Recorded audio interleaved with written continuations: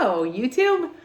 I'm Christina here. I am excited to talk with you guys today a little bit more about the bullshit that comes with having weight loss surgery. For people just tuning in, I'm almost 11 years post-op, vertical sleeve gastrectomy, lost well over 100 pounds, kept off well over 100 pounds. I'm up right now from where I've been. I've been down as low in the high 150s. I'm 5'8". Right now I'm in the low 190s, probably high 180s. I weighed myself.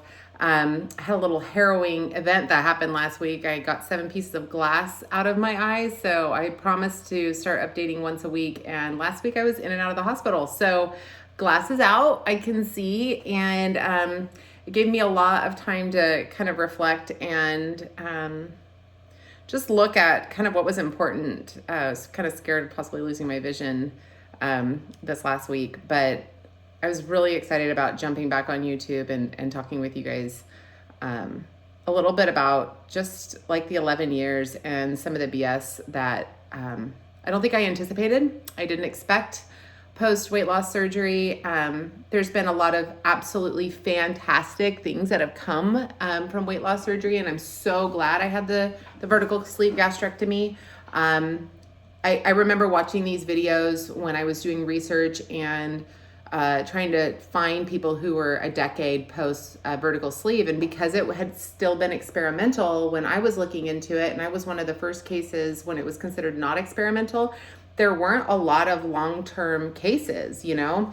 And when we have an eating disorder and we've put on 100 plus pounds and we have to have part of our stomach removed, we're like desperate, right? And we're hoping that the weight stays off. And something I've noticed as I've revived this channel and I've reached out to some people who did end up getting the sleeve surgery is a lot of them have put their weight back on, or they're struggling, or they're going up and down. But across the gamut, everybody's saying, I'm really glad I did it. Like, it still was a really good decision for them. And I've had some private messages with people, and I'm on TikTok a lot and watching people who are looking at having the sleeves or newly sleeved. And it's interesting to watch that process as it unfolds again. And it really reminds me just about a lot of the crap and a lot of the bullshit, honestly, that we have to deal with once we're sleeved. I talked in the first, I think I'm going to make this a series because I was going to talk about all the bullshit that I went through. And then I realized there's just too much. Like, there's just too many little things that happen over a decade of being sleeved. And I think each thing kind of warrants its own video. And I think I'm just going to make it a series. So the first video I talked about the bullshit was about how I had to change how I interacted with the opposite sex because all of a sudden I went from being 300 pounds and I could talk and smile and make eye contact with the opposite sex, and it wasn't considered really anything because I was apparently not pretty to a lot of people, which I don't know, it was just weird, like things I didn't think about, to losing 100 pounds. And then it was like, oh, she's coming on to me. I'm like, dude, I was just talking to you like I've been talking to people for forever, 20 something years. So that like really sucked. And today I was trying to think like, what was something and what is something that like I didn't expect, that I wish I would have known 10 years prior, just so that I was kind of armed with that information, just to be prepared. And you know, I'm anxious about saying this one just because I don't want to offend like friends and stuff that may watch or may not watch this channel. But that's actually kind of what I want to talk about is how some of the people closest to me reacted to my weight loss. So everybody, I think, goes into the vertical sleeve or any kind of bariatric surgery knowing that there's, I think, going to be some kind of haters, or at least there's going to be people with a lot of opinions. And I definitely was self-aware of that just because I had friends who had other bariatric surgeries and they had warned me. So I was glad that I was like armed with that knowledge. So I was very quiet and I was very careful about who I told I was going to be sleeved. And because nobody had really heard of the vertical sleeve at the time, or they knew somebody that had had another bariatric surgery and had gained their way back, there was like a lot of negativity 11 years ago. And there still is, to be really honest. I see a lot of these new sleevers and I see what you guys are going through, and I'm so sorry that you're dealing with that bullshit. Like, that sucks. But I was quiet, right? So I got pre-auth. That seemed to take forever. You know how you have to like lose so much weight to prove that you can lose weight? Like, no shit, Sherlock. I know we can all lose weight, but it's like, it's bigger than that, right? And then you have to see a psychologist to make sure, which I actually think that I need to do a whole video on that, because I think that there should be required therapy post bariatric surgery. Went through all the rigmarole, right? Got the esophageal test to make sure I didn't have any hiatal hernias, all of it. And I was really excited. My husband was on board, and he was, you know, there for me. The only people I think I told were my parents. And I think I told like one or two coworkers, and then of course my husband, and that was like it. And went to San Francisco. I'm based out of California. Went to San Francisco, found a doctor who specialized in the sleeve, and like was kind of, he's a dick, but like was kind of known for giving the smallest sleeve, and used the smallest sizing gauge. And I was like, that will probably allow me to have the most success, which I do think was good for me. Was sleeved. I need to do my whole, like, what happened at the hospital and the bullshit that happened there, because that's a whole video, but whatever. And, you know, actually, I'm going to mention what he said, because I'll make a whole video of it later. But, like, that doctor, when I woke up, and I don't know if I put it in some of my, like, as it was happening videos from years past, but I'll never forget coming out of anesthesia, and I'm waking up, and my eyes are fluttering open, and he's, like, right here, right? Doctor's here. And I'm opening my eyes and having a kind of a hard time coming out of bariatric surgery. By the way, there was a fire in the hospital that had happened. There's another, yeah. Anyway, coming out of it, and he looks at me, and I kind of look over, and I said, "Oh, hi, Dr. Sarangle." That's him. He's not practicing anymore. And he goes, "I saved your life." And I'm like, okay, thinking like, did something happen? Was I bleeding out? This was bullshit. Like, the way doctors treat patients, sometimes I think they just are really demeaning and really hurtful. Like, there's bigger, anyway. Ugh. And he goes, "I saved your life." And I was like, oh, okay. And I'm processing that as I'm coming out. Like, am I bleeding out? Like, did something happen? And he said, I biopsied your liver, and your liver was 75% fat. I was like, okay, like, I don't know what that means, doctor. I'm coming out of like surgery, and I'm coming out of anesthesia. And he goes, and I was, I'm 42 now. So I was like 31. And he goes, if I wouldn't have done this surgery for you, like, he's the one who found me. If I wouldn't have done this surgery for you, you would have either been dead by 40, or you would have had to have a liver transplant. You're welcome. And he walked away, and I was like, cool, I'm going back to sleep, right? So that was like the first interaction I had with a human after being sleeved in a hospital, which was bullshit. And it was hurtful. I ended up getting pneumonia in the hospital, which he was mad about that, but I'm like, dude, it wasn't my fault. He just didn't have good bedside manner. It just wasn't like a very good, like, start to a really hard journey.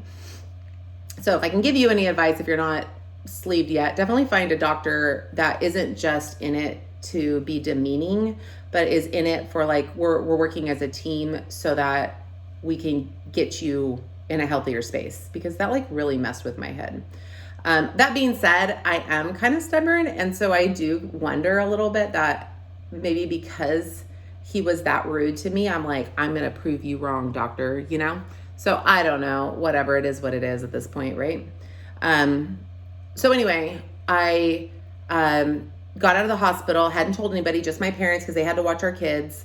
Got home, healed up, you know, you have all the same things, you know, how if you've had the surgery, it's reflux and learning how to swallow again, and learning how to eat, and making sure I get my liquids, and trying to deal with all of that. And I had been really quiet about it at work. And I was at that time working in a medical facility. I still am, but I don't practice anymore, but I was a speech and language pathologist. So if you see some of my old videos, you'll see I was a traveling therapist, which is why I did a lot of my videos like on the road, which I don't do anymore. I know better. I am better. Or I did them like on my lunch breaks in my car, but that's why, is because I saw patients in the field. So a lot of my coworkers didn't see me. And because we kind of were, we were autonomous. So we would see our patients. I'd see like 4 or 5 patients. I'd go to their houses. So they'd see me maybe once a month at the office when we'd have to go in for clinical reviews and stuff like that. So people didn't know that I had had the surgery. And so every time I'd go into the office, they were like, whoa, you've lost weight. And I started to be a little bit more open because I was on a YouTube platform, and some of my videos got a lot of views at that time. I wasn't keeping track of it. I really kind of ignored YouTube because I was afraid that there was like a lot of haters. So I was really quiet for a long time. Now I don't care so much. But I was kind of putting myself out there on the YouTube platform. So I started telling some of my coworkers, well, I had bariatric surgery, and they're like, oh, you look great, and whatever, right? But I started hearing things at that time. So I'd go into the office and they hadn't seen me for like 3 or 4 weeks. And if you've had bariatric surgery, you lose weight like really quick, essentially because you're starving. You're pretty much in ketosis, and you're eating maybe 500 calories a day. So your body just goes, and you go into a weight loss shedding time. And some of the things that were said were meant, I think, full-heartedly, like kindness. They were meant with a good heart, but they hurt a little bit. And some of them oh, I know somebody who had weight loss surgery and she's gained all her weight back. Don't be like her. Which feeds into this horrific self-doubt of like, oh my God, that's my biggest fear. I am so afraid that that's what I'm going to do. Thanks for giving me that fear and reinforcing that. Like little things like that would just build in my head. Well, I'll tell you, there's like a big one that like drove me nuts. Or like I would see some of my friends like every 2 or 3 months. You get busy in life and kids and stuff. And there was some projecting, which I've learned those words since. So how they say like misery loves company. And I've felt this since, like I've put weight on a little bit, and then I see some of my friends losing, and I'm like, and I kind of look at myself and go, why am I not losing? I should lose. So it's kind of like that projection, and it's hard to be happy for them. That was some of the stuff I kind of knew that was going to happen, but I didn't know it was going to happen to the deficit of me feeling like I had to hide my weight loss. Like I couldn't be excited about losing a shit ton of weight. And I remember being a little upset about that. And like, I really feel like my genuine good friends were very excited for me, but they say little jabs like, well, I could lose weight too. It's just right now I'm too busy, or I could do that too if I wanted. I wouldn't even say anything. It was just me being in the room and noticeably losing 80, 90, 100 pounds that they would project what they perceived as failure, which really wasn't failure. It was just, I was on a journey. Sorry, I got to turn this light thing off. I tried to do a light and it wasn't working. So they perceived me losing a lot of weight onto them as they should lose weight, and therefore they had to justify it. And I felt like people were almost keeping themselves away from me because they were feeling bad that they weren't doing it and that they were seeing that as a failure. That was bullshit. Like that was so sad. Like I didn't care that they hadn't lose weight. Another thing on that is I was the fat friend for a lot of friends. I was the fat friend. I was the one who was 300 pounds, and everybody else, not like everybody else was that thin sometimes, but like I was always the fattest one. And so when I no longer was the fat friend,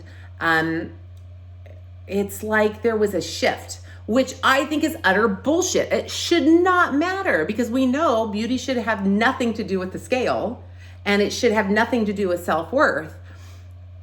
But there was a shift in friends groups where it was almost like when you walk in a group, and especially women, like we can kind of survey the room and be like, okay, I'm the fattest one, or I'm the thinnest one, or you just not, I I don't even think about it too much anymore, but I remember being 300 pounds going, yep, I'm the fattest person here. Or I would look at like chairs and be like, can I fit in that chair? Or like, is the sides gonna rub on my side, you know? Or like walking into walking onto an airplane and being like, that's gonna be uncomfortable. Like just things like that we gauge when we are obese. Stupid stuff like that when you kind of gauge down into more of like an average weight, I was still overweight, but like just more average, whatever.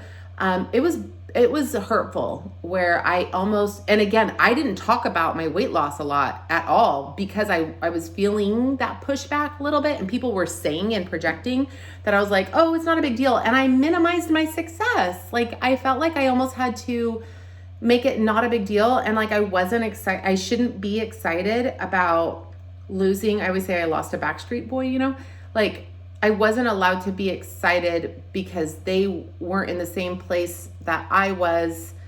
So therefore I just had to minimize it so people didn't feel intimidated to be with me. That sucks. And I have, again, I'm going to just admit this. Like I have friends with people who are currently having bariatric surgery right now. They look amazing, losing 150 pounds, and they're thinner than me now, and they were heavier than me.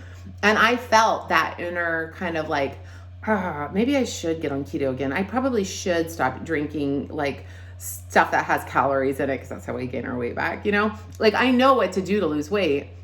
And then it's like, why am I she's having her journey. Let her have her journey. Like be happy for her. Be the person you wish people were when you were losing weight. And so there's no hate to anybody. I think it's just a natural feeling. But for people who have experienced weight loss, and a lot of people that are on my channel, are post-bariatric, and they're like 5+ years because I started posting 11 years ago. Right. And they put weight back on. I'm so curious to hear, if you've lost friends, when you lost your weight, and then sometimes those friends came back as you got heavier. I just thought that was bullshit. And the last thing I have to say like family, I love family. I come from a beautiful family that I love, but there's part of my family where appearance and size is a really big deal. And I was hands down the largest person in that family circle. And I'll never forget the Thanksgiving that I had like a great uncle, and I'm putting food on my plate, and he comes up behind me. And his daughters are gorgeous, and they're the nicest people. And the daughters never said anything. They were always like, you're great. But dad, and I've talked to them a little bit about this since, where I'm like, I'll never forget what your dad said to me. And they're like, yeah, that's my dad. That's how we grew up. The old school, he's in his 90s. He came up and he said, wow, Christina, are you sure you want to eat that? You don't want to get fat again. You're finally beautiful. And I was like, I just remember looking at, I think I was having like some mashed potatoes, or I didn't even have like anything on my plate because, but I remember he said that and pausing and being like, is this for reals? Is this seriously for reals happening right now to me? So that was like a really big one. And another really big one, that the bullshit that people said to me after I had weight loss surgery was, I used to work in a skilled nursing facility. And when I had my surgery, I worked in home health. And then like about 9 or 10 months post bariatric surgery, I decided to work on call at the skilled nursing facility just to earn extra money. And I walked in, and now I was 120 pounds lost, something like that, 100 pounds plus. And I walked up to the nurse's station and I said, oh, hi, so-and-so, and she goes, hi, and didn't recognize me. And I said, it's Christina. She's like, oh my gosh, you're thin. And I was like, and I was real honest at that point. I had bariatric surgery. I had the vertical sleeve gastrectomy. And she's like, I did not know you were pretty. That's probably one of the most hurtful things you can say to somebody. You can say, wow, congratulations. That's so great for your health. Or you look great. You look really healthy. I'm so happy you did that for you. And you sound like sounds like you're really happy with that decision. But never say something, oh, I didn't know you were pretty. Okay, thanks for saying that. That is the worst backhanded compliment ever. It was those words it was those words that after that first year and a half that I had bariatric surgery, where I struggled with massive eating disorders. And I've said it once and I'll say it again. If you have bariatric surgery, you have an eating disorder, okay? You have to have your stomach removed. You use food inappropriately. So obviously I had an eating disorder. I'm not anything special there. I know that. But it was those words that people said after I lost the weight that messed with me more than what people said before I lost the weight. Because they were literally like not only feeding into my biggest fears, they were establishing new self-doubt that I didn't even know. And I'm like, oh my God, now if I do put on weight, I not only like we knew what my potential could be, but now it's like I'm one of those people, and now I'm ugly again, and now I'm fat again, now I'm not as worthy again. And I'm like, that's why I didn't want to tell anybody to begin with, because I was afraid of that. And it was, or like I said, people like pulled away from me. So like if I put my weight on, am I only valuable as a friend if I'm fat? Like, because I make you feel better that way? Like, are we really friends to begin with? And I'll be honest, that was probably the biggest bullshit that I really had to work on in therapy, journaling, and trying to figure out, okay, where is my self-worth? Who am I as a woman? If I'm 220 pounds or I'm 120 pounds, where, like, am I worse or better? Like, not just saying it, but like actually feeling it. That was literally the hardest thing with long-term weight loss, is getting down to a really low weight. And I would get down, oh, here's one more thing. It just came to mind. I got down to 150 something pounds. It was too thin. I learned then, and okay, I was full in anorexia at that point. So I'm going to call a spade a spade. That was not healthy. However, even before I was there, I had people close to me say things like, you look sick. Okay, at 158, I did look sick. So I'm going to stop there. I'm going to go to a healthier weight. When I was about 168, 170, 175. So at a healthy thin level. For me, that's about a size 8. Because I do have skin that needs to be pulled off, right? So then I would be 150 something, 160 something, but like still have some fat on my body. They would say really hurtful things, like, in my opinion, very racist things. So my husband happens to be a person of color. He's Black. And they would come up and say things like, you don't want to get too thin because, you know, Black men only like thick women. And I remember asking my husband, like, is there something? And he would say, that's probably the most stereotypical racist thing anybody can ever say. And it was other people of color that said that to me, but it was other white people too that said that to me, of like, you stereotyped, number one, an entire race, and you stereotyped that you're only worthy to your husband if you are not too fat, but you're not too thin. You need to find it so that he will love you enough and not leave you. Which doesn't make sense. I'm like, I didn't know that was a thing, that I had to hit a certain weight, or I'm not allowed to be too thin, or my husband, because he is a certain shade or a certain ethnicity, I'm not going to be seen as attractive to him. Like, I don't understand that. Super hurtful, and utter BS. Like, I didn't know that was something I was going to have to deal with. I need to make a video though about like the way to be a partner with somebody, because if anyone deserves an award, my husband deserves an award for how absolutely beautiful he handled my weight loss and my eating disorder. And he never once fed into any self-doubt ever. Like, he would just be like, ignore them, ignore them, ignore them. And in fact, he didn't even notice. And I would have said this in an earlier video, the bullshit is my husband didn't even notice my weight loss. And, I now realize, being 11 years post-op and being up and down, that if he would have made a really big deal about my weight loss, like a lot of people did, it would have been the ultimate, right? Like, if he'd have been like, wow, you look so good now, then I'd been like, oh my gosh, well, if I put all my weight back on, maybe he won't be attracted to me. Because there's this voice in our head, oh my gosh. And when the people closest to you the voice we hear in our head, it will sabotage the weight loss. So this video is probably too long about this, but definitely the people closest in my life hurt me in a lot of ways. They also really helped me, and there was a lot of beauty there. But I really just kind of wanted to focus on if you're pre-op and you're thinking, just know that some of these things are going to be said out of ignorance, and arm yourself and work with a therapist. If I can make any suggestion, work with a therapist and define who you are as a human being before you go into this, and where your worth lies, and also where your boundaries are. If you are post-op 3, 4, 5, 6, 7, 10 years post-op, and you're struggling with the up and down, and people still feeding and like, see, you put your weight back on, I knew you would, or you're like everyone else, or why don't you lose weight again, or did the sleeve just not work for you, or all these snarky things people say to us, just know you're not alone, and know that a lot of times people are projecting, and truly misery does love company, and just know truly that you are worthy and that you were enough before you lost your weight and then put it back on.